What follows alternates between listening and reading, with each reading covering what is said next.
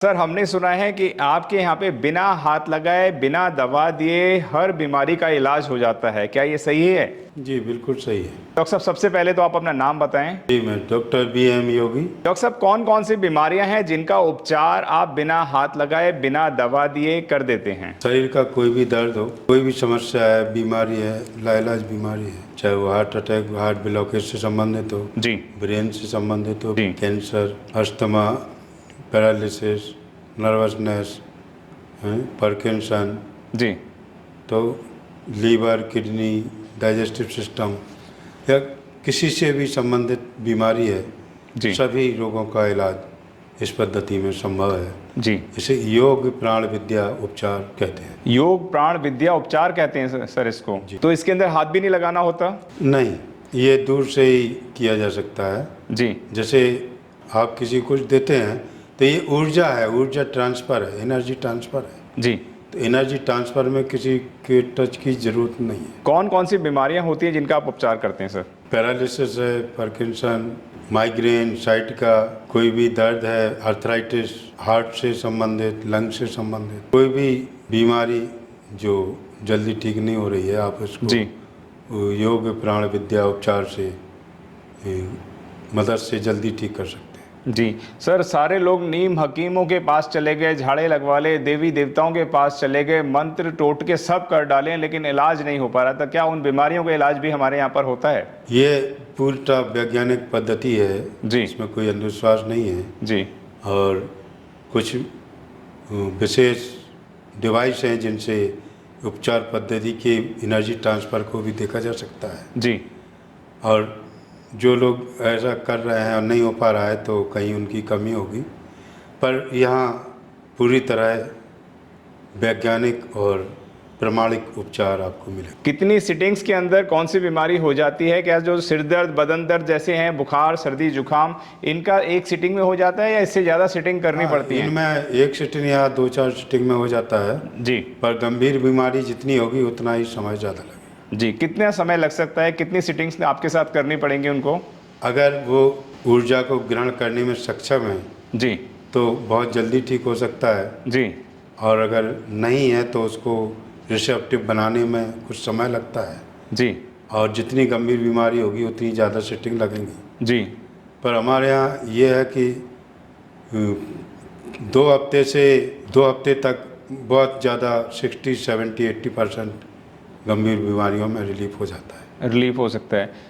चिड़चिड़ापन जो होता है या फिर आपस में जो घर के कलेश रहते हैं, सास बहू की नहीं बनती है और कई बार हस्बैंड वाइफ की नहीं बनती है, प्रेमी प्रेमिका की नहीं बनती है, तो क्या उनका भी इलाज है अपने पास? देखिए, ये सब साइकोलॉजिकल सोच विचार हैं जी जो हमारा भावनात्मक शरीर है। जी जैसे हमारे 5 कोष हैं, जी पंचकोश में ये एक कोष हमारा दिखता है जी जिसको हम भौतिक शरीर कहते हैं। जी ये अन्नमय कोष है। जी इसके बाद प्राणमय कोष है, फिर मनोमय कोष है। जी तो मनोमय कोष हमारे शरीर से 3 से 4 फीट की दूरी पर होता है जी और ये ज़्यादा प्रभावित होता है लोगों की सोच विचार से। जी किसी आप व्यक्ति से मिलेंगे जो गुस्से में है, वो आपके पास से गुजरता है तो उसके गुस्से की ऊर्जा आपके में कुछ मात्रा में संक्रमित हो जाती है, तो वो ऊर्जा उस शरीर में मनोमय कोष में काम करती है। आपको भी कुछ मात्रा में ऐसे क्रोध आ सकता है। तो ऐसे ही ये ऊर्जाएं हैं, ऊर्जा को एक ऊर्जा से दूसरी ऊर्जा में परिवर्तित किया जा सकता है, विस्थापित किया जा सकता है।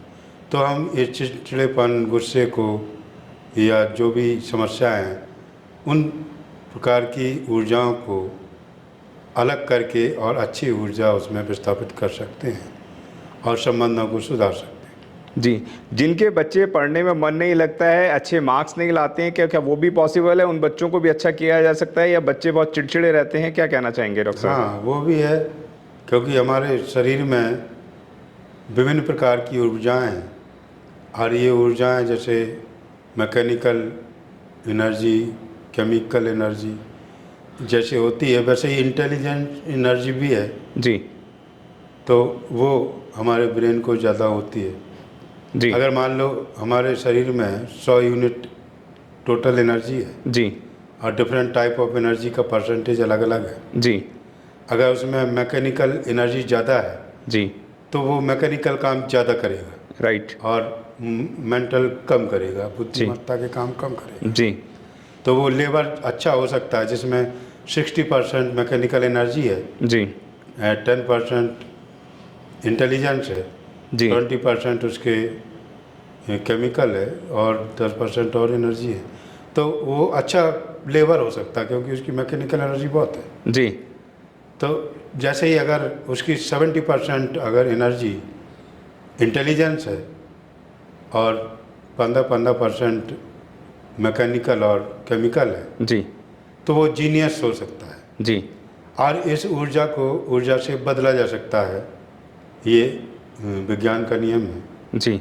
कि ऊर्जा को बदला जा सकता है पर बनाया या मिटाया नहीं जा सकता। जी। तो हम अच्छी ऊर्जा से नकारात्मक ऊर्जा को बदल देते हैं। जी। डॉक्टर साहब, ये तो रही बीमारियों की बात, लेकिन कई बार बताया जाए आप ऊर्जा की बात कर रहे हैं, लेकिन अगर ऊर्जा की हम लोग बात करते हैं तो कई बार भूत प्रेत पिशाच इनकी भी चीज़ें होती हैं, तो क्या इन चीज़ों को भी हम लोग हटा सकते हैं, दूर कर सकते हैं? जैसा मैंने बताया कि हमारे शरीर पंचकोश से बना हुआ है। जी। तो जब व्यक्ति का देहांत होता है तो देह का अंत होता है, शरीर का नहीं है, आपके अस्तित्व का नहीं होता है। जी। आपकी और चार जो कोष हैं वो रहते हैं। जी। अब उन्हीं कोष को हम भूत प्रेत का नाम देते हैं, जबकि आप वो वही है। जैसे ये दिख रहा है शरीर, इसमें चार कोष नहीं दिख रहे हैं। जी। और जब वो चारों कोष इस शरीर को छोड़ देते हैं तो हम इसको मृत मान लेते हैं। जी। लेकिन जिसकी वजह से वो जीवित था वो जीवित तो अभी भी है, जी। वो भौतिक शरीर छूटने के बाद। जी। तो ऊर्जा शरीर रहने के कारण वो दिखता नहीं है, पर कुछ लोग कुछ साधना करके क्लैरवेंट जैसी साधना करके उनको देख भी सकते हैं। जी। और ये बहुत कम 1-2% ही सत्य है, बकाया ये सब आडंबर है।